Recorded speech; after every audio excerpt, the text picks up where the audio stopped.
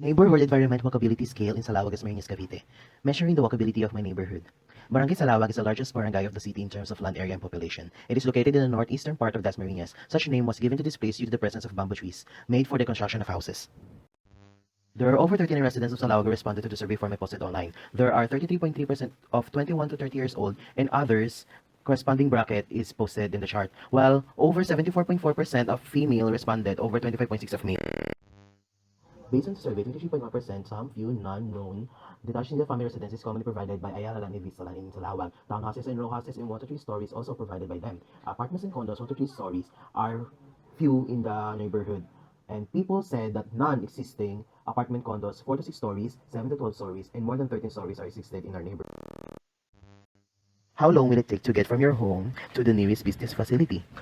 To the gas stations, majority said 6 to 10 minutes. Convenience stores such as 7-Eleven takes 1 to 5 minutes. Supermarket said 6 to 10 minutes. Hardware said 1 to 5 minutes. Fruit vegetable market or talipapa is 1 to 5 minutes. Laundry shops is 1 to 5 minutes. Clothing stores, commonly seen in this Dasma, is 6 to 10 minutes. Post office is too far, so it takes 30 plus minutes. Library, most of the people don't know, but the only thing that I know is in Aklatang Panglungsod ng Dasma, Aklatang Ilog, so it is too far. Elementary or high school, it takes 6 to 10 minutes at Salawag Elementary School. It takes 30 minutes plus walking to other schools. Bookstores, nearest, most of the respondents don't know. But the things that I know about bookstores is in SM Molino, DLSUD, National Bookstore, and District Jasma.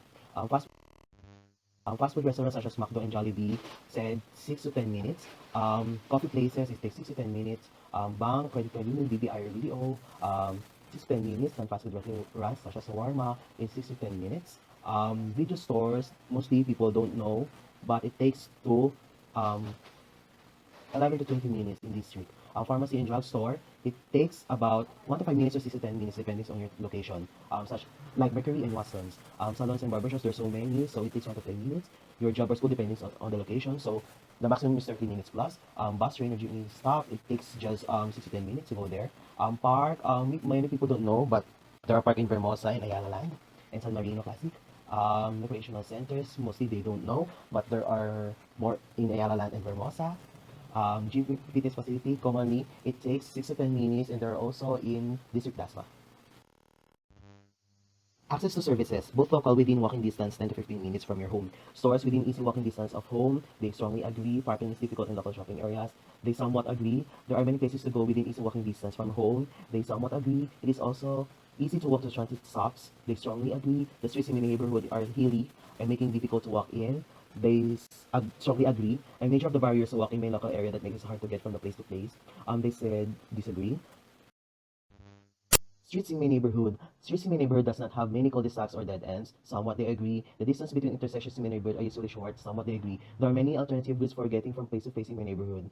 Somewhat they agree. Like the main Molino Paliparan Road, there are alternative road for San Marino to Salawag proper. Places for walking and cycling. There are sidewalks on most of the streets in my neighborhood. Somewhat they agree. Sidewalks are separated from the road and traffic in my neighborhood by parks. They somewhat disagree, and somewhat people they agree. So it's a tie. There is a grass dirt shop that separates the streets from the sidewalks in my neighborhood. Most of the people said they disagree or they strongly disagree. F. Neighborhood or surroundings. There are stress or trees along the streets in my neighborhood. Majority said somewhat they agree. There are many interesting things to look at while walking in my neighborhood.